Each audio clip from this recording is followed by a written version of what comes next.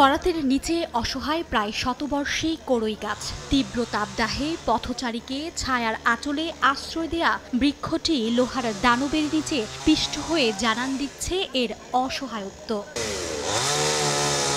রোববার বিকেল ৩টা নাগাদ হঠাৎই প্রবাসী কল্যাণ মন্ত্রণালয় সংলগ্ন সড়কে তীব্র যানজট। একটু সামনে এগোতেই দেখা মেলে বৃক্ষ নিধনের চিত্র।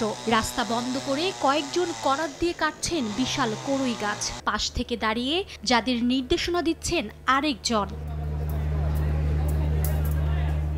গাছ কেটে ফেলার পর এবার বিক্রির পালা। আগেই ঠিক করা কিছু লোক গাছের বিভিন্ন অংশ নিয়ে যেতে শুরু করেন।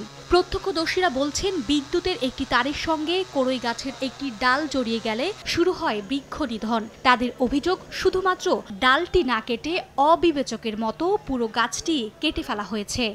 নগদে ৫০০ টাকা বা তার বেশি পেমেন্টে পেতে পারেন ঢাকায় জমিসহ ২০ কোটি টাকার পুরস্কার। গাছগুলো কাটা হচ্ছে, আমরা শুনতে পারছি যে একটা গাছের ডাল ভেঙে পড়ছে। তাদের মন চাইছে মানুষের পেটে গ্যাস্ট্রিক আর ওনাদের মাথায় গ্যাস্ট্রিক হয়েছে। ওনার মন মতো কাজ করতেছে, যারা দেখারও কেউ নেই, বলারও কেউ নেই।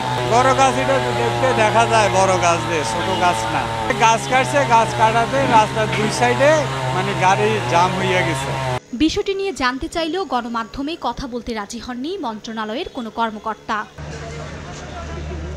চলতি বছর রেকর্ড দাবদাহের কবলে পড়ে সারা দেশ। অস্বাভাবিক তাপপ্রবাহে ভোগান্তিতে পড়েন রাজধানীবাসী। পরিবেশবিদ ও নগর বিশ্লেষকরা বারবারই অসহনীয় উষ্ণতার জন্য সবুজায়নের অভাবকে দায়ী করেছেন। একটি আদর্শ শহরে যেখানে অন্তত ১৫% সবুজ ভূমি থাকার কথা, সেখানে ঢাকায় আছে মাত্র ৭ ভাগ।